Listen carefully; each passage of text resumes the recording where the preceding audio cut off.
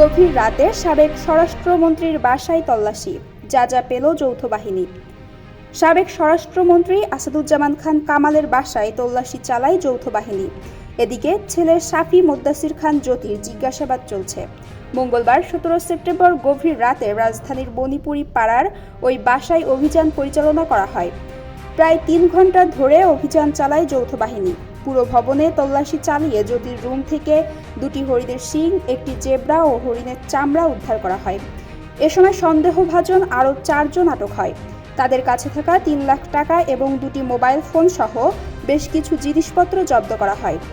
তেজগাঁও জোনের এডিসি সাইরুল কবির এ বিষয়ে গণমাধ্যমকে বলেন, আটক ব্যক্তিদের বিরুদ্ধে তেজগাঁও থানায় চুরির মামলা করা হবে।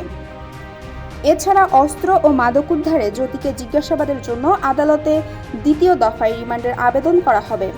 এর আগে গত 11 সেপ্টেম্বর হত্যা চেষ্টার অভিযোগে ভুক্তভোগী মোহাম্মদ রবিউল সানি বাদী হয়ে আশুলিয়া থানায় মামলা করেন। মামলায় শেখ হাসিনা সহ 30 জনকে আসামি করা হয়। এ মামলায় 4 নম্বর এজাহারনামায় আসামি হলেন জ্যোতি। শুক্রবার 13 সেপ্টেম্বর রাতে রাজধানী থেকে তাকে গ্রেপ্তার করে ঢাকা জেলা পুলিশ। পরে শনিবার 14 সেপ্টেম্বর তাকে ঢাকার চিফ জুডিশিয়াল ম্যাজিস্ট্রেট আদালতে হাজির করে পুলিশ।